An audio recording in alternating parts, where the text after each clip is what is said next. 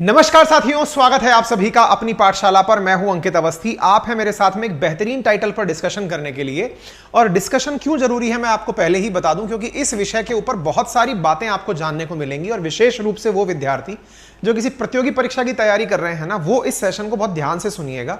क्यों सुनिएगा, मैं आपको थोड़े से कारण दे देता हूं। क्योंकि आपको इकोनॉमी की ग्रोथ के बारे में तो खबर अब तक कहीं ना कहीं मिली गई होगी, नहीं भी मिली है तो वो हम दे देंगे कि इकोनॉमी ने कैसे ग्रो किया है। बट जो सबसे यथार्थ प्रश्न आज के सेशन के लिए आपके पास होना चाहिए वो क्या है कि इंडिया की ग्रोथ होना हमारी चॉइस है, हमारी चांस है, हमारी मजबूरी है। मेरे प्यारे साथियों, आज के सेशन में एक ऐसा पॉइंट आपको सीखने को मिलेगा कि जिस विषय पर हम लोग बड़ी जश्न मनाने की तैयारी में, क्योंकि सेशन का सेशन हमने लिया ही ऐसे है कि दुनिया चौंक गई है हमारी ग्रोथ से। लेकिन आपको उस चौंकने की खबर के साथ साथ मैं कुछ बिंदु कवर करूंगा। पहले मैं कवर करूंगा इसके अंदर हिंदू ग्रोथ रेट के बारे में, जो कि पहले रघुराम राजन जी के द्वारा पॉइंट रेज किया गया था। नंबर दूसरा पॉइंट हम कवर करेंगे कि इंडिया ने जो ग्रोथ किया है वो दुनिया में परफॉर्मेंस के रूप में कैसा है। तो हम आपको पिछले 3 साल जो कोरोना से पहले थे और कोरोना के बाद के 3 सालों का कंपैरिजन बताएंगे कि इंडिया ने किस प्रकार से ग्रोथ करके सरप्राइज किया है। लेकिन आपको अंत में सच्चाई से साक्षात्कार भी कराएंगे, जिसमें आपको यह बताएंगे कि केवल नंबर्स देखकर खुश मत होइए, यह नंबर गेम है। और इस नंबर गेम में उलझकर हम राजी तो बहुत हो रहे हैं, हमारी जेब में एक भी रोकड़ा नहीं आ रहा है। जिस देश को देखकर हम खुश हो रहे हैं ना कि हम यूके को कब का क्रॉस कर दिए, जर्मनी को उछालकर अब निपटा देंगे, मैं आपको पहले ही बता दूं कि उन जैसा बनने में अगर वो लोग ग्रोथ करना बंद कर दे, नेगेटिव तो छोड़िए, वो अगर ग्रो करना बंद कर दे तो उन जैसा बनने में हमें 15 से 20 साल का समय लगेगा। यह सत्य भी आज आपको इस सेशन में पता होना चाहिए। तो आज के सेशन में बहुत कुछ है। बजाय इस बायसनेस के साथ देखने के कि आप बीजेपी की तरफ से बोल रहे हैं, आप कांग्रेस की तरफ से बोल रहे हैं, आप समझदार की तरह, अर्थशास्त्र की तरह समझिएगा। बहुत इंपॉर्टेंट टाइटल है। तो चलिए शुरू करते हैं। सबसे पहले यहां पर लिखा हुआ है, वैश्विक मंदी के बीच में भारत की आर्थिक वृद्धि से चौंकी दुनिया। दुनिया एकदम चौंक गई है। बहुत बढ़िया साहब, चौंक गई है। खबरें आ गई कि इंडियन इकोनॉमी ने गजब ग्रोथ किया है। बाय द वे, अगर हम एक साल को इस प्रकार से 4 भागों में बांट दें, 4 भागों में 1 2 3 4, 1 2 3 4, तो होता क्या है ना जी कि मार्च के आधार पर डिसाइड किया जाता है। मार्च से डिसाइड किया जाता है कि मतलब जैसे अप्रैल मई जून 3 महीने, जुलाई अगस्त सितंबर, अक्टूबर नवंबर दिसंबर, जनवरी फरवरी मार्च, ऐसे करके 3 महीने का क्वार्टर बनाया जाता है। क्वार्टर बनाया जाता है इससे मतलब समझ में आ गया। अप्रैल मई जून, जुलाई अगस्त सितंबर, अक्टूबर नवंबर दिसंबर, जनवरी फरवरी मार्च, 3 महीने का क्वार्टर होता है, जो कि पूरे एक पाई का निर्माण करता है। क्लियर है? अच्छा, अब होता यह है ना, जब भी किसी देश की ग्रोथ प्रिडिक्ट की जाती है तो उसको 4 भागों में पहले ही बांट लिया जाता है, क्वार्टर वाइज, कि भाई इस तिमाही में कितना है, इस तिमाही में कितना है, इस तिमाही में। तो एक साल में 12 महीने तो 4 तिमाही।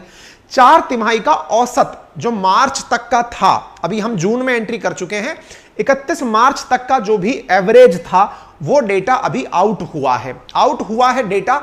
तो वो कितना रहा है? 7.2% रहा है। अच्छा, इस बात में भी मैं एक जानकारी आपको अतिरिक्त रूप से दे दूं, जरा ध्यान से सुनिएगा। मैंने आपसे क्या कहा? 3 महीने का जिक्र होता है ना। तो अभी जैसे देखो, ये पूरा की पूरा फाइनेंशियल ईयर 2022-23 यानी कि 23 के मार्च तक का डेटा आपके पास आ चुका है। मार्च का आ चुका है। कब आया है? जब तारीख चल रही है 1 जून के आसपास, यानी मार्च का डेटा आया है आपके पास में। पूरा अप्रैल निकल गया, मई निकल गया, तब जाके जून में आया है। किसने दिया है? मिनिस्ट्री ऑफ स्टैटिस्टिक्स, जो हमारी सांख्यिकी मंत्रालय है, उसके द्वारा डेटा दिया गया पूरे साल का। ये आप ऐसे समझिए, जैसे आप लोग अगर किसी भी उसमें परीक्षा में हो तो आपको परीक्षा में होने पर आपके साथ में वो होता है ना, सेमेस्टर सिस्टम होता है कि भाई 6 महीने का रिजल्ट ये था, अगले 6 महीने का रिजल्ट ये था, फिर ओवरऑल आपकी परसेंटेज डिक्लेयर की जाती है। वैसे ही इकोनॉमी में क्वार्टर के हिसाब से सब मिलाकर एक बार में साल का रिजल्ट निकाला गया है ना। अपने सेमेस्टर होते हैं, ऐसे यहां ट्राइमेस्टर होते हैं, और उसके आधार पर यहां पर क्वार्टरली पेमेंट को एक साथ जोड़ करके कि देश ने इस तरह से ग्रोथ किया है। और आसान भाषा में यह कहूं कि किसकी ग्रोथ को देखा जा रहा है, तो जीडीपी की ग्रोथ को देखा जा रहा है। जीडीपी है क्या? मान लीजिए यह पूरा एक देश है। इस देश के अंदर यहां पर आप और हम सब निवास करते हैं। इस देश के अंदर रहने वाले लोगों ने एक साल के अंदर, एक फाइनेंशियल ईयर के अंदर, 1 अप्रैल से लेकर 31 मार्च के बीच में जितनी वस्तुओं का यानी गुड्स का और सेवाओं का निर्माण किया, वो निर्माण की वैल्यू नापने का तरीका क्या है? GDP, gross domestic production. तो कितना हमने गुड्स यानी सामान पैदा किया, कितनी हमने सर्विसेज पैदा की, उसके आधार पर हम लोग जीडीपी का आकलन करते हैं। अब इस जीडीपी के आकलन में ग्रोथ कैसे देखी जाती है? तो स्वाभाविक सी बात है, ग्रोथ दो प्रकार की है, रियल और नॉमिनल। इसमें क्या होता है, महंगाई दर को साझा कर दो तो ये जुड़ करके बनकर आती है नॉमिनल, और उसको हटा दो तो बनकर आती है रियल। अच्छा, ऐसी स्थिति में भारत ने जीडीपी के अंदर एक जबरदस्त ग्रोथ दर्ज की, 7.2%। खुश होने की बात इसलिए है कि दुनिया में जहां वैश्विक मंदी की आहट है, जर्मनी जैसा देश जो हमसे ऊपर की इकोनॉमी है वो माइनस में ग्रो कर रहा है, तो हमारे लिए ये शुक्र है कि वो माइनस में आ रहा है, हम प्लस में जा रहे हैं। संभव है कि हम आने वाले साल के अंत तक जर्मनी को हटा करके चौथे पायदान से, दुनिया की इकोनॉमी से हम चौथी इकोनॉमी बन जाएंगे। और इसी बात का सब जगह ढिंडोरा पीटा जा रहा है कि देखो इंडिया आ रहा है, दुनिया की चौथी बड़ी इकोनॉमी हो जाएगा। 4 टॉप इकोनॉमी में अब कोई यूरोपियन देश नहीं बचेगा, जैसे ही इंडिया उसे क्रॉस कर देगा। ये खुशी की बात है, सुनकर बड़ा अच्छा लगता है। इस अच्छे लगे हुए तर्क में ये तथ्य जो आप देखते हैं ये निश्चित ही असर डालते हैं। अच्छा, ये तो पहली आपने खबर सुन ली। तो खबर क्या है? साल भर के 4 क्वार्टर का डेटा अब जाकर आया है, लेकिन हर क्वार्टर का यही हाल है। मान लीजिए कि मार्च का जून में डेटा आया है, तो मार्च में किसका आया होगा? तो जो अक्टूबर, नवंबर, दिसंबर का डेटा था ना, वो मार्च में आया होगा। अच्छा, मार्च में जब वो आया था तब एक चीज बड़ी वायरल हुई थी। क्या? रघुराम राजन जी के द्वारा इंटरव्यू दिया गया था। किनको दिया गया था? राहुल गांधी जी को। आपस में बैठकर राहुल गांधी जी जब भारत जोड़ो यात्रा पर थे तब एक इंटेलेक्चुअल संवाद हुआ था। रघुराम राजन जी जो पूर्व आरबीआई गवर्नर हैं, अमेरिकी यूनिवर्सिटी में प्रोफेसर हैं फिलहाल, तो वो बढ़िया से एक इंटरव्यू देते हैं और उस इंटरव्यू में कहते हैं कि देखा इंडिया की जो ग्रोथ रेट है, क्योंकि उन्होंने कमेंट किस बात पर किया था? इंडिया की क्वार्टरली ग्रोथ पर। क्वार्टरली मतलब एक साल के अंदर 4 क्वार्टर अगर हैं, उनमें से एक क्वार्टर को देखकर, क्योंकि उसकी ग्रोथ रेट रही थी हमारी उस क्वार्टर की 4.4%, उस पर उन्होंने देखकर कहा कि इंडिया की ग्रोथ तो हिंदू ग्रोथ रेट के अराउंड है, जो कि डेंजरस है। डेंजरस मतलब जिस दर से आबादी बढ़ती है उस दर से इनकी इकोनॉमी बढ़ रही है, तो मतलब कुछ भी नहीं हो रहा है। ठीक है साहब। अब चूंकि ये आंकड़ों ने सारी चीजें पलट दी हैं, पलटते ही क्या हुआ कि दिसंबर के बाद जनवरी, फरवरी, मार्च, इन 3 का जो रिजल्ट रहा वो जो प्रिडिक्टेड था उससे ऊपर निकल कर आ गया। ओवरऑल की वैल्यू 7.2% आ गई। इससे अचानक मार्केट में राजनीति आ गई। राजनीति किस बात की आई? कि रघुराम राजन ने देश को डिमोरलाइज करने का काम किया था। साल भर के आंकड़े उठाकर देख लो, रघुराम राजन गलत थे। रघुराम राजन ने अर्थशास्त्र के नाम पर जो ज्ञान दिया था वो केवल एक एजेंडा था, एक प्रोपेगेंडा था और कुछ नहीं था। इस बात की व्याख्या आपको और हो जाएगी। तभी तो आप यहां देखते हैं कि बीजेपी जो है वो इस समय रघुराम राजन, क्योंकि रघुराम राजन कांग्रेस के टाइम पर गवर्नर रहे थे, आरबीआई गवर्नर, और वही राहुल गांधी जी को ज्ञान दे रहे थे बैठ करके मीटिंग में। तो यहां पर उनको बीजेपी ने बढ़िया से स्लैम किया, निंदा कर दी कि देखिए आप लोगों की जो एक्सपर्ट एडवाइस थी वो कुछ काम की नहीं थी, फर्जी निकली आपकी एडवाइस। क्योंकि 5 मार्च 2023 में फिर से याद दिला दूं, जो अक्टूबर, नवंबर, दिसंबर का जो महीना होता है ना, उन 3 महीनों का जो क्वार्टरली रिजल्ट था वो इनके समय आया था। कितना आया था? 4.4% के अराउंड आया था। तो इन्होंने क्या कहा था उस समय पर? इन्होंने कहा था कि इंडिया की ग्रोथ रेट बिल्कुल हिंदू ग्रोथ रेट के आसपास है, that is dangerously close to Hindu growth rate. India जब 1991 से पहले जब एलपीजी रिफॉर्म नहीं आए थे तो इसी रेट पर आसपास इंडिया की जनसंख्या ग्रो करती थी और इसी पर हम लोग इकोनॉमी में ग्रो करते थे। तो इसको हिंदू ग्रोथ रेट के नाम से बोला गया था एक दिल्ली के प्रोफेसर के द्वारा। एनीवे, तो फिलहाल के लिए रघुराम राजन जी ट्रोल हो गए। अब बड़ा सवाल यह बचता है, रघुराम राजन जी को ट्रोल करने से हम सब खुश हो गए, हमें मनोरंजन मिल गया? नहीं मिला। क्यों नहीं मिला? अब आपको मैं एक सच्चाई का साक्षात्कार कराता हूं। और अगर आपको यह आर्टिकल पढ़ना है तो इंडियन एक्सप्रेस ने एक बेहतरीन आर्टिकल दिया है, उसकी व्याख्या भी मैं करूंगा। उसमें उन्होंने ये व्याख्या दी है कि why India has no choice but to grow faster than other countries. हम जिस बात की खुशी मना रहे हैं कि बधाई हो, इंडिया आगे निकल गया, इस खुशी को सेलिब्रेट मत करो। क्यों मत करो? हमारे पास कोई चॉइस नहीं है, कोई विकल्प नहीं है। जैसे किसी के पास होता है, बहुत बढ़िया, बहुत बढ़िया, अच्छा किया बेटा तुमने, अगली बार मान लीजिए फेल हो गए, कोई बात नहीं बेटा, तुमने कल बहुत अच्छा किया था। इंडिया के पास कोई चॉइस ही नहीं है, नन अदर देन इट, कि हम ग्रो करें। अब आप पूछेंगे सर ऐसी भी क्या हम आईसीयू की स्थिति में हैं क्या? जी हां, आज के सेशन में आपको यह पता चलेगा कि आप कितनी बड़ी आईसीयू में एडमिट हैं और आपको किस रेट पर ग्रो करना पड़ेगा, तब जाकर के अगर देश 15% की रेट पर ग्रो करे ना, कितनी पे? 15% की रेट पर ग्रो करे, अभी हम 7.2 पर ग्रो कर रहे हैं, 15% की रेट पर ग्रो करे और बाकी देश ग्रो करना बंद कर दें, तो भी हमें यूके जैसा बनने में 21 साल लग जाएंगे। अभी एक्सप्लेनिंग पढ़ाऊंगा मैं आपको। 15 से 20 साल तो आपको किसी भी डेवलप इकोनॉमी को पढ़ने में पहुंचने में लगेंगे। तभी तो मोदी जी ने कहा ना 25 साल में विकसित भारत का लक्ष्य देखते हैं हम। क्यों? क्योंकि वो देश ऑलरेडी डेवलप्ड है, इंडिया ने तभी 25 साल का टेन्योर देखा है ना।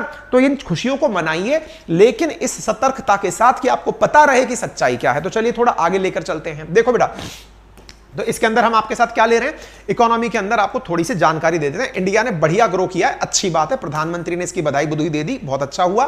फिस्कल क्वार्टर साल के अंदर 4 होते हैं, 1 2 3 4, ये मैंने आपको बता दिए। इंडिया ने जो ग्रो किया है वो आपके सामने पीक्स के माध्यम से है। 4 क्वार्टर जो हुए, अप्रैल मई जून, जुलाई अगस्त सितंबर, अक्टूबर नवंबर दिसंबर, जनवरी फरवरी मार्च, 6.1% का जो चौथा क्वार्टर रहा, उसकी वजह से साल भर का, साल कौन सा, 2022-23 जो हमारा फाइनेंशियल ईयर है, इन चारों क्वार्टर का मिलकर के जो इकोनॉमिक ग्रोथ निकल कर आया वो बनकर आया 7.2। कैसे निकाला? इन चारों का औसत निकाल लिया, 1 2 3 4, चारों का एवरेज निकाल लिया, दैट इज 7.2%। इंडिया इस रेट पर ग्रो किया है, ठीक है ना। यहां तक तो कोई दिक्कत नहीं होगी, इंडिया ने इसी बात की खुशी मनाई है। और बाय द वे, जिस बात पर रघुराम राजन जी को ट्रोल किया जा रहा है वो क्या था, उन्होंने क्वार्टरली ग्रोथ को देख करके कहा था, क्योंकि देखिए दिसंबर तक का डेटा था, मार्च में रिलीज हुआ था, उसको देख करके उन्होंने कहा था कि इंडिया जो है वो डेंजरसली हिंदू ग्रोथ रेट के आसपास चल रहा है। ये आज खुशी किस बात की मनाई जा रही है, चौथे क्वार्टर का भी परिणाम आ गया, साल भर का कंबाइंड परिणाम आया, इंडिया ग्रो करके 7.2 पर पहुंच गया। जश्न मनाया जा रहा है कि देख लो इंडिया बच गया। फर्स्ट क्वार्टर में हमने जबरदस्त किया था, इसलिए हमारा एवरेज अच्छा निकल करके आया है। आपने एक सेमेस्टर में अच्छा कर दिया था, आपके रिजल्ट सुधर करके आ गए हैं, ठीक है साहब। अच्छा, बीते 5 सालों की अगर ग्रोथ देखें तो हमने कोरोना काल में तो एकदम डुबकी लगाई थी, उसके बाद हम ऊपर उठ करके आने शुरू हुए थे।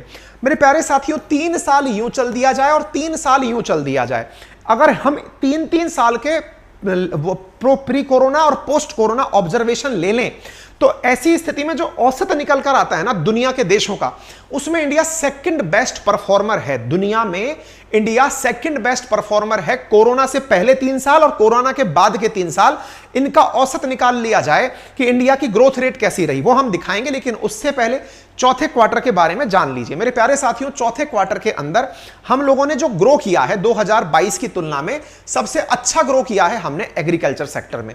पहले हम 2022 में इसी क्वार्टर में 4.1% पर ग्रो किए थे, इस बार हमने कृषि के क्षेत्र में 5.5% के हिसाब से ग्रो किया है। कौन से में? जनवरी फरवरी मार्च वाले क्वार्टर के अंदर। 2.3% के हिसाब से माइनिंग में थे हम 2022 में, इस बार 4.3% से हमने ग्रो किया है। फिर से मैं बता दूं, एक साल के अंदर 4 क्वार्टर में जो 3 महीने जनवरी फरवरी मार्च, उसका ऑब्जर्वेशन निकलने से जो रिजल्ट आया, ओवरऑल रिजल्ट सुधर गया। लेकिन हम 4.4 की तुलना में 6.1 तक कैसे पहुंचे, तो इन सेक्टर्स ने ग्रोथ दिखाई है। जैसे मैन्युफैक्चरिंग सेक्टर तो बहुत ही जबरदस्त तरीके से 2022 की तुलना में 2023 में बूम किया है। ऐसे ही इलेक्ट्रिसिटी सेक्टर ने 2.2% से ग्रो किया है।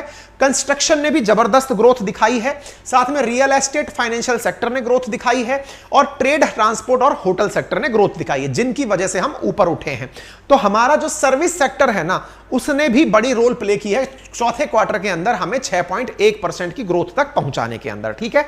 उम्मीद है आपको सारा ऑब्जर्वेशन समझ में आ गया होगा, जीडीपी समझ में आ गई होगी, सारी कहानी समझ में आ गई होगी। अब ये टेबल बहुत ज्यादा इंपॉर्टेंट है, इसे आप समझ लीजिएगा मेरे प्यारे साथियों।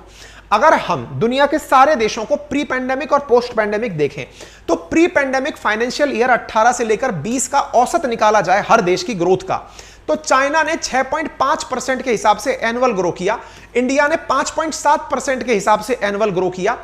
पोस्ट पेंडेमिक अगर बात करते हैं तो चाइना ने 4.6% के हिसाब से एवरेज, 3 सालों का एवरेज है ये पोस्ट पेंडेमिक, और उसके बाद यानी 20-21 को हटा करके उससे पहले और उसके बाद का ऑब्जर्वेशन है। और इंडिया ने 3.5 का औसत दर्ज किया है पोस्ट पेंडेमिक में इधर की तरफ। तो आप कैसे नोटिस कर सकते हैं, दुनिया के जो टॉप परफॉर्मर कंट्रीज हैं उनमें इंडिया नंबर 2 पर खड़ा है ओवरऑल। 3 साल पहले 3 साल बाद, तो जो लोग कहते हैं ना कोरोना के बाद हमने अच्छा ग्रो किया है, उनको भी ये ऑब्जर्वेशन हो जाना चाहिए कि 3 साल का औसत भी निकाला जाए तो इंडिया ओवरऑल अच्छा परफॉर्म कर रहा है। इसके बाद में Australia, Indonesia, Malaysia, Korea, US वगैरह ये सारे देश आते हैं, ठीक है ना। तो ये टेबल आपके लिए बहुत काम की है। ओवरऑल आपको ये फिगर याद रह जाए अगर, तो आप किसी भी बहुत अच्छी डिबेट में, बहुत अच्छे आंसर राइटिंग में, बहुत अच्छी तरह से मेंस आंसर राइटिंग में परफॉर्म कर पाएंगे, ठीक है। आगे बढ़ते हैं साथियों, ये सब बातें मैंने बता दी। आपको यह जानकर भी खुशी होनी चाहिए कि इंडिया की ग्रोथ को लेकर के जो ऑब्जर्वेशंस लगाए जा रहे थे ना, बड़े बड़े एस्टिमेट्स लगाए जा रहे थे, वो 7% तक पहुंचने में भी डर रहे थे। इंडिया ने सरप्राइजिंगली 7.2% की ग्रोथ रेट दर्ज की। खुद आरबीआई जो है ना, वो भी 6.8% की ग्रोथ दर्ज कर रही थी, हमने 7.2 की कर दी, तो चौंकने की बात तो है। मूडीज ने भी हमारी ग्रोथ रेट को ओवरऑल 6.8% बता दिया था, हमने 7.2% करके सबको चौंका दिया है, और यह बात भारत के लिए बहुत अच्छी निकल करके आई है। ठीक है, तो भारत की इकोनॉमी दूसरे देशों की तुलना में बढ़िया है, और यह बात आपको यहां से पता भी चलती है। अब आते हैं मुद्दे पे। देखो साथियों, आप इंडिया की अगर जीडीपी देखते हो, इन दिनों एक सुर्खी बनी भारत के बारे में कि इंडिया का जो ओवरऑल जीडीपी है वो $3.5 ट्रिलियन की इकोनॉमी क्रॉस कर गया है। देखिए, आईएमएफ का प्रोजेक्शन है इंडिया को लेकर, भविष्य को लेकर के, कि इंडिया 2023 के अंदर $3.7 ट्रिलियन की इकोनॉमी हो जाएगा। वहीं जर्मनी के बारे में प्रोजेक्शन है कि ये $4.3 ट्रिलियन की इकोनॉमी हो जाएगा। इंडिया का विजन है कि हम $5 ट्रिलियन इकोनॉमी बने। हमारे विजन में $3.7 ट्रिलियन पर फिलहाल हम खड़े हैं, और हम बड़ा खुश होते हैं ये जान करके कि जर्मनी की जो वो है इकोनॉमी है, जो कि यूरोपियन कंट्री इकलौता टॉप 5 में है, उसकी जो इकोनॉमी है वो डाउन साइड जा रही है। हमने कुछ दिन पहले सेशन भी किया था जिसमें बताया था कि जर्मनी जो है वो इकोनॉमिकली डाउन आ रहा है, यानी कि उसकी जो जर्मनी की जो रिसेशन, वहां पे रिसेशन आ गया है, और रिसेशन की वजह से उसकी इकोनॉमी डाउन आ रही है। इंडिया की ग्रो कर रही है। हम बड़े खुश हैं इस बात को जान करके कि हम जल्दी ही चौथे नंबर पर होंगे, और इसे क्रॉस करके हम जल्दी ही फिर तीसरे नंबर पर भी हो जाएंगे। इस बारे में दुनिया ने बहुत सारी उम्मीदें जताई हैं। 2024 में हम जर्मनी को क्रॉस कर देंगे, बढ़िया खुशी की बात हो जाएगी साहब। दुनिया के बड़े देशों की बात करें तो इतना तेजी से कोई ग्रो नहीं कर रहा है, ना चीन ग्रो कर रहा है, ना अमेरिका ग्रो कर रहा है। हम उन सबसे बढ़िया हैं। अमेरिका की बात तो यह है कि यहां पे तो इकोनॉमी के डिफॉल्ट होने तक की बात आ रही थी। डिफॉल्ट का मतलब ये मतलब एक तरह से बंजर होने वाले नहीं थे। असल में इनकी जो संसद है वो बिल ही पास नहीं कर रही थी तनख्वाह वनखा देने के लिए। गरीब नहीं है ये लोग, लेकिन हाँ, मार्केट ने ये न्यूज गजब पकड़ी थी। चाइना की भी अगर बात करें तो चाइना की भी ग्रोथ रेट इतनी नहीं है जितनी इंडिया की है, तो फिलहाल के लिए सब तरह से पॉजिटिव है। जर्मनी नीचे जा रहा है। अब हम एक बहुत बड़ी चीज की तरफ बढ़ रहे हैं, और वो क्या है, आइए मैं अब आपको वो बताता हूं। मेरे प्यारे साथियों, ये सबसे इंपॉर्टेंट चीज है जो अब आपको जाननी चाहिए, जो आपके चक्षु खोल देगी। और जब भी कोई आपको बहुत ज्यादा प्रेज करे कि हाँ भाई देख, इंडिया ने एकदम फाड़ के देख ले, फटा पोस्टर निकला, हीरो हो गया है इंडिया, तो आप उसे ठहराइएगा। आप दोनों पक्ष ले सकते हैं। जब आपसे कोई कहे कि उस तरफ बोलिए कि इंडिया ग्रो कर रहा है, तो आप ग्रो करने वाली साइड में धड़ाधड़ आंकड़े गिनाते हुए चले जाएंगे। और जब कोई आपसे उल्टा बोले कि बताइए इंडिया नेगेटिवली ग्रो कर रहा है या इंडिया के लिए बड़ी चिंता की बात है, तो आप उसको भी बहुत अच्छे से आंसर कर सकते हैं। कैसे करेंगे, आइए मैं दिखाता हूं। देखो साथियों, आपके सामने एक टेबल दिखाई गई है। किस चीज के बारे में है ये? प्री पेंडेमिक और पोस्ट पेंडेमिक दुनिया की ग्रोथ के बारे में दिखाई गई है। देखिए, प्री कोविड जीडीपी की ग्रोथ दर्ज चाइना ने की थी 6.5% के आधार पर, इंडिया ने ग्रो की थी 5.7% के आधार पर। वहीं पर पोस्ट पैंडेमिक चाइना ने ग्रो किया 4.6% के आधार पर, और हमने ग्रो किया 3.5% के आधार पर। हमने गजब क्लैपिंग करी कि दुनिया के अंदर जो रैंकिंग है ना ग्रो करने में इकोनॉमीज की, 3 साल का औसत भी निकालकर, उसमें इंडिया नंबर 2 पर खड़ा है। शाबाशी दी हमने अपने आप को कि बहुत अच्छा कर लिया हमने। अब आपका सच्चाई से साक्षात्कार भी करा दें। मेरे प्यारे साथियों, जितनी आबादी अपने देश में रहती है, जिसने हाल ही में चीन को पीछे छोड़ दिया, सरकार तो इस चक्कर में जनगणना नहीं करा रही है। पता चले कि हमको बहुत सारी स्कीमें लॉन्च करनी पड़ जाए, लोगों के ध्यान रखने के लिए पता नहीं क्या क्या करना पड़ जाए। पुराने डेटा से, 2011 के डेटा से काम चला लेते हैं, क्योंकि 21 का डेटा आ गया तो बहुत सारी योजनाएं निकालनी पड़ेंगी, हालत खराब हो जाएगी। ऐसी स्थिति में 2011 के डाटा पे टिके हुए हैं, हम आगे नहीं बढ़ रहे हैं। चलिए खैर कोई नहीं, लेकिन डेटा तो डेटा है। दुनिया की इकोनॉमी सबके सामने आती है, जनसंख्या सबके सामने आती है। तो चाइना में प्रति व्यक्ति आय $13,700 है। प्रति व्यक्ति आय कितनी है जनाब? $13,700। हम जो ये विशालकाय आबादी लिए बैठे हैं ना, इसकी आय है $2,600। $2,600 का मतलब समझते हैं? दुनिया के जो लीस्ट डेवलप कंट्रीज है ना, उनमें जो प्रति व्यक्ति की आय होनी चाहिए उतनी।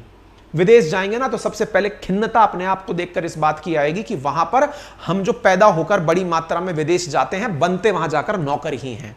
सर्वेंट अगर वहां ढूंढने हैं, चाहे आप विदेश में कहीं जाइए, आप कहें नहीं नहीं सर, बड़े लोग जाकर के वहां बढ़िया 5 स्टार होटल में रहते हैं। जनाब, वो देश में 10% भी नहीं है। 90% जो हमारे देश की सच्चाई है ना, वो उनकी है जो हम नौकर हैं, वो सर्विस सेक्टर बोल के जिसको इज्जत पाते हैं। हम लोग इस हालत में हैं कि हम $2,600 प्रति वर्ष की कमाई है, प्रति व्यक्ति इनकम है हमारी। अगर दुनिया का पहिया चलना रुक जाए, पहिया चलना रुक जाए मतलब चीन जहां चल रहा है वो ग्रो करना बंद कर दे, अमेरिका जिस रेट से ग्रोथ कर रहा है वो बंद कर दे, यानी कि सब कह दें कि इंडिया वालों आ जाओ, हम तुम्हारा इंतजार कर रहे हैं। तुम्हारे देश के नागरिकों ने नंबर्स देखकर तो खुशी मना ली, लेकिन रियल खुशी दिलाने के लिए उनके पास भी, उनकी जेब में भी उतना पैसा हो जितना हमारे है, तो हम रुक रहे हैं, तुम आ जाओ, हम तुम्हारा वेट कर रहे हैं, आ जाओ करके। अगर कोई हमसे यह भी कह देना तो आपको यह आंकड़ा देखकर सरप्राइज कर देगा। इंडिया अगर 15% की रेट से ग्रो करे, कितने से? 15% की रेट से अगर ग्रो करे, अभी कितने से कर रहे हैं? 7.2। अगर हम डबल भी हो जाएं और 15% की रेट से ग्रो करें, तो चाइना का जो एक आदमी जीवन जीता है ना, जिस तरह की कमाई करता है, उस जैसा बनने में 12 साल लग जाएंगे। बड़े राजी होते हैं ना। हम लोगों को क्या नंबर्स के साथ बेवकूफ बनाया जाता है। वी आर इमोशनली फूल्स। हमें मोटिवेट कैसे किया जाता है? देखा इंडिया निकल गया। कौन निकल गया भाई? हैं? मेरे घर में तो कल भी साइकिल थी, आज भी साइकिल है यार। मेरे घर में तो जो खर्चा पहले हो रहा था वो आज भी है। मैं कहां से आगे निकल गया? मुझे बता दीजिए। निकल ही नहीं पा रहे हैं। क्या गया है हमें बताइए ना। हम खुश हो रहे हैं ना, बहुत बढ़िया बात है। सर आप बड़े नेगेटिव विचारधारा के आदमी हैं, आपको दिख नहीं रहा इंडिया ने ग्रो किया है? प्रभु किया है, मजबूरी है, खुशी नहीं। मजबूरी है, और ये ग्रोथ रेट पर नहीं, 15% पहुंचिए तब जाकर खुश होइएगा। ये तो वो वाली बात हो गई कि सर बोले हाँ हम एग्जाम में बैठे थे सर, स्टेट पीसीएस जो आप आरएएस का एग्जाम शुरू कर रहे हैं ना, हम उसमें बैठे थे, हम सर प्रीलिम्स में नंबर ले आए। हमने कहा भाई क्वालिफाई कितने पे होता है ये बताओ पहले। सर 50% तो चाहिएगा। हमने कहा लाए हो क्या? सर नहीं हमारे सर 90 नंबर आ गए। अबे हमने कहा सेलेक्ट होने के लिए 100 नंबर से ऊपर चाहिए, तुम सिलेक्शन की रेंज में भी नहीं हो अभी यार। सिलेक्शन की रेंज में तुम्हारी किस बात की खुशी मनाएं? ये तो वो बात है, हम परीक्षा में बैठे थे, हम क्वालिफाई कर गए सर। अरे बैठोगे तो नंबर आएंगे यार। कई होता है ना, जैसे यूपीएससी का वगैरह का सब एग्जाम देकर लोग आते हैं, मार्केट में आते हैं, तो वो क्या बोलते हैं? सबसे पहला डायलॉग होता है, अरे यार ये तो हम पढ़े नहीं थे भाई साहब, बिना पढ़े 90 नंबर आ रहे हैं हमारे 200 में से। 90 का आंकड़ा छू गए हम, पढ़ लिए होते तो निकाल दिए होते पेपर। कई भाई बंधु मिलेंगे आपको ऐसे जिनका एटीट्यूड होगा, पढ़ लिए होते ना जाने क्या उखाड़ दिए होते। इंडिया वैसा बिहेव करता है। अरे प्रभु आप ग्रो करने बैठे हैं, दुनिया सब काम कर रही है, आबादी बढ़ रही है ना, आप महंगाई की दर पर भी बढ़ाएंगे इतना % तो ग्रो हम वैसे ही कर जाएंगे। लेकिन मुसीबत ये नहीं है, मुसीबत ये है कि हम ग्रो कर रहे हैं, लेकिन करना कितने पे है? 15। हम पास कब होंगे? 15% पे ग्रो करें, तब जाकर के हमें चीन जैसा बनने में 12 साल लगेंगे। फिर औरों के बारे में बात कर लीजिए, ऑस्ट्रेलिया जैसा बनने में 23 साल लगेंगे। ऑस्ट्रेलिया का प्रति व्यक्ति जो पैसा कमाता है ना जी, वैसा 2046 में जाकर बनिएगा है। और जिनसे आप खुशी ले रहे हैं, यूके के बारे में बात कर रहे हैं जी, यूके के बारे में खुश हो रहे हैं ना बढ़िया से। यूके हमसे पीछे चला गया, जिन्होंने हम पर राज किया था वो हमसे पीछे चले गए। अरे भाई वो बुद्धिजीवी हैं, हमको नंबर बता करके बेवकूफ बनाया जा रहा है। हम उन जैसा बनने में 21 साल लेंगे उनके प्रति व्यक्ति की, यानी कि वहां पर जो काम कर रहा नौकर भी है ना, वो हमसे 21 साल आगे है। 21 साल बाद अगर हम, और 21 तो तब छोड़िए ना जी, आप 15% पर ग्रो करिएगा तब ना। अभी तो आप 7% पर ग्रो कर रहे हैं, इसका मतलब डबल कर दीजिए। 42 साल बाद जाकर आप बनेंगे, तो आप थर्ड वर्ल्ड नहीं है तो क्या बनेंगे? लेबर ही बनिएगा और क्या बनिएगा। इसीलिए तो इंडिया के लोग जा जाके विदेश में नौकरी करने जा रहे हैं। जो आप ब्रेन ड्रेन सुनते हैं ना कि आईआईटी आईआईएम से पढ़कर बच्चा बाहर चला गया, अरे चलो वो तो ठीक है, फिर भी ढंग की नौकरी पाएगा, सुंदर पिचाई सत्या नडेला बनेगा। बाकी का क्या करिएगा? दुबई में जाकर पराती उठाएगा भाई, वो होटल में जाके बैरा बनेगा, कांच साफ करेगा, और हम क्या कह के खुश होंगे? देखा कितना विदेशी पैसा हमारे पास आया, कितना फॉरेक्स आया है हमारे पास। फॉरेक्स नहीं आया भाई, रेमिटेंस नहीं आया आपके पास। असल में आपके कर्मचारी नौकरी करने गए। आज एक खबर है जिसको हम कवर करना चाह रहे थे, पर हमको फिर फ्रस्ट्रेशन हो गई, क्योंकि थोड़ा सा इकोनॉमी की समझ है तो हम सोचते हैं कि थोड़ा समझा दें आप लोगों को। इजराइल बोल रहा है कि हम फिलिस्तीनियों को नौकरी से निकालकर इंडियंस को नौकरी देंगे। अरे नौकरी नहीं, उसको सर्वेंट बोलते हैं। सर्वेंट, श्रमिक बनाएंगे आप। श्रमिक बनाइएगा तो खोलिएगा, हमारे रास्ते आ जाएंगे, हमारे श्रमिक ही हैं जी, और क्या करें? हमको बनना है ना जी। हमको ये नंबर दिखाई नहीं देता है। ये टेबल फोटो खींच लीजिएगा इस टेबल की ना, ये हम नहीं दे रहे हैं। ये टेबल इंडियन एक्सप्रेस में छपी है, जाकर के ढूंढ लीजिएगा, वहां से जाकर के आपको समझ में आएगा। सच्चाई क्या है वो क्लियर करनी हो तो ये जाकर इंडियन एक्सप्रेस की टेबल खोज लीजिएगा। जिन देशों से कंपटीशन है ना, जर्मनी से हम आगे निकल जाएंगे। यस, हम जर्मनी से आगे निकल जाएंगे। जर्मनी से आगे निकलने के लिए ना 22 साल लगेंगे अगर आप 15% के हिसाब से ग्रो करेंगे। अदरवाइज 44 साल लगेंगे। जर्मनी के एक आदमी की जो नेट इनकम है ना, प्रति व्यक्ति जो आय है, वो 51,380 रुपए। किस बात पर खुश हो रहे हैं आप? 140 करोड़ हैं आप। 140 करोड़ आदमी में खुशी जी रहा है 10% आदमी। 90% आदमी स्ट्रगल कर रहा है। उस 10% में भी 1%, टॉप 1% है जो 90% संपत्ति का मालिक है। गजब बातें हैं हमारे देश की, ठीक है ना। तो हम किसी सरकार पर खुश और दुख नहीं हैं। आप ये मत सोचिएगा सर अभी थोड़ी हुआ है, हम तो सब ऐसे ही थे। तो पॉजिटिविटी लाइए ना जी दिमाग में, ग्रोथ होने के बारे में खुश होइए, लेकिन टारगेट पकड़िए। पेपर में बैठने भर से, आपका नंबर आने भर से आप राजा बाबू नहीं हो गए हैं, ठीक है। बाकी आपकी समझदारी है, आपकी अपनी जो राय हो वो देख लीजिएगा, बाकी सब ठीक है, हमने तो बता ही दिया है, ठीक है। चलिए इतना ही बहुत है, अदरवाइज ज्यादा मोटिवेट हो जाएंगे तो पता चले कि आप भी मेरी तरह शिक्षा में क्रांति ले आएंगे। बाकी क्रांति की बिगुल हमने बजा दी है। राजस्थान प्रशासनिक परीक्षा की परीक्षा संभव है आने वाले 3 महीने में हो जाए। ऐसी स्थिति में हमने नटराज बैच के नाम से एक शिक्षा के क्षेत्र में गजब की क्रांति की है। अगर आप भी साथ में जुड़ना चाहें तो जुड़िएगा। प्रीलिम्स प्लस मेंस का फाउंडेशन बैच लॉन्च किया है, जिसके अंदर 13 सब्जेक्ट और लगभग 21 फैकल्टीज के साथ हमने लॉन्च कर दिए हैं। केवल 7 तारीख तक एडमिशन ओपन है। एडमिशन ओपन है अपनी पाठशाला एप्लीकेशन पर। अपनी पाठशाला एप्लीकेशन पर अभी जाकर के आप इस कोर्स को 7500 रुपए में ले सकते हैं। मात्र 7500 रुपीज में आपके लिए यह कोर्स उपलब्ध है, जिसमें पूरे 1 साल का फाउंडेशन बैच, जिसकी विशेषताएं होंगी। क्या विशेषताएं होंगी? डिजिटल बोर्ड से पढ़ाई, ऑफलाइन जैसा अनुभव, 4 से 6 घंटे रोजाना क्लास, रोजाना क्वेश्चन आंसर की practice, weekly Rajasthan current affairs, weekly पढ़े हुए कार्यक्रम का ऑनलाइन टेस्ट, पूरे कोर्स की ऑनलाइन पीडीएफ, साथ में dedicated call centre, mobile application, laptop, सब जगह एप्लीकेशन उपलब्ध। ये सारे फीचर्स के साथ में पूरे ये 17 सब्जेक्ट, जिसमें कि 4 फंडामेंटल सब्जेक्ट तो हैं ही, साथ में math, reasoning, Hindi, English, Rajasthan GK, current affair, public administration, ethics, yoga, behaviour, sociology, management, accounting, auditing. ये पहाड़ जैसा सिलेबस, जिसकी कीमत टेक्निकली 15,000 हो जाएगी 8 तारीख से, वो हमने शुरुआती 7 दिनों में 7500 रुपए के लिए ओपन की है। अगर आप में से कोई भी इंटरेस्टेड कैंडिडेट है तो अभी जाइए और फिर साझा हो जाइए। एक बात ध्यान रखिएगा, कई बुद्धिजीवी बोलते हैं, कईयों के दिमाग में आता है सर हमारा सिलेक्शन होगा कि नहीं। हमने कहा भाई अगर नहीं भी हुआ ना तो आप इमोशनली फूल नहीं रहेंगे। आप कम से कम वो व्यक्ति जरूर बन जाएंगे जिसे दुनिया बेवकूफ नहीं बना पाएगी, जो समझ पाएगा इतना सब पढ़ने के बाद कि दुनिया में चल क्या रहा है।